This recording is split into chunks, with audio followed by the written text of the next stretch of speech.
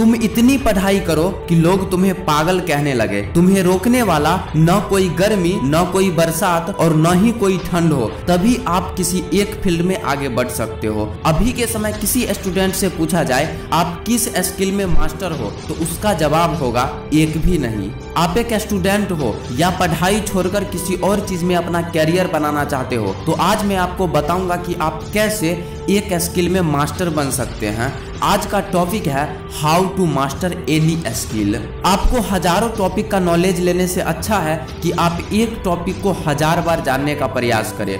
Bruce Lee की ये बात तो आपको याद ही होगी, मैं उस आदमी से नहीं डरता जिसने 10,000 किक की प्रैक्टिस एक बार की हो, मैं उस आदमी से डरता हूँ जिन्होंने एक किक की प्रैक्टिस 10,000 बार की हो। कहने का मतलब है कि आपको हजारों टॉपिक के बारे में थोड़ी थोड़ी जानने से बेहतर है कि आप एक टॉपिक को 100% जाने। उस एक ही टॉपिक में आपसे बेहतर कोई न हो। अगर हम बार बार एक ही टॉपिक पर, एक ही स्किल पर काम करते हैं तो हम उस स्किल में मास्टर बन जाते हैं। तो पहला लेसन ये है कि आपको जिस टॉपिक में इंटरेस्ट है, जिसमें आप महारत हासिल कर सकते हैं, उस चीज पर बार बार, कई बार, हजारों बार मेहनत करते रहे। ये रूल उस टॉपिक में फॉलो होगा जिस टॉपिक में आपको इंटरेस्ट है, क्योंकि आपके अंदर पहले से इंटरेस्ट है तो ऑटोमेटिक आप उस काम को करना शुरू कर देंगे।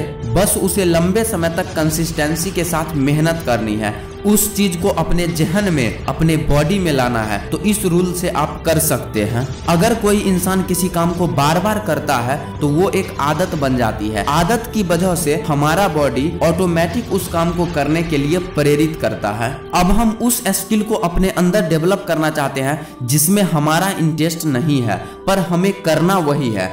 ऐसे स्किल में मास्टरी हासिल करने के लिए हमें इन 4 फेजों से गुजरना होगा। सबसे पहले आता है फेज 0। इस फेज के अंदर हमें कुछ भी नहीं आता है, हम बिल्कुल जीरो हैं। इस फेज में हमें सबसे पहले उस काम की शुरुआत करनी है। उस समय हमारा मन नहीं लगेगा, पर कंसिस्टेंसी के साथ उस स्किल पर काम करनी है। कुछ दिन उस स्किल पर काम करने से हमें थोड़ी बहुत समझ में आने लगेगी और हमारा इंटरेस्ट भी बढ़ने लगेगा। हम नई नई चीज को बनाना शुरू करेंगे। पहले जो काम हमें असंभव लगती थी उसमें हम कुछ कदम आगे बढ़ चुके होंगे। अब हम फेज नंबर 1 तक पहुंच चुके हैं।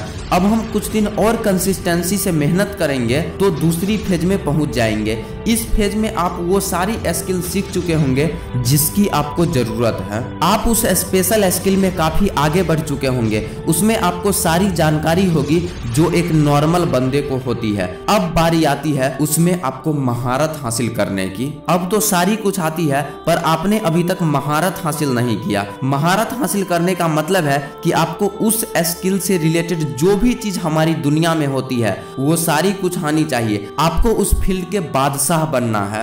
आप उसमें कम्प्लेक्स से कम्प्लेक्स टॉपिक को आसानी से डील कर पाए, दूसरे से बेहतर करे। इस तरह से आप अपने फील्ड में मास्टर बन सकते हैं। मैं उम्मीद करता हूं कि आप एक न एक दिन अपने फील्ड के पक्के खिलाड़ी बनोगे। Best of luck.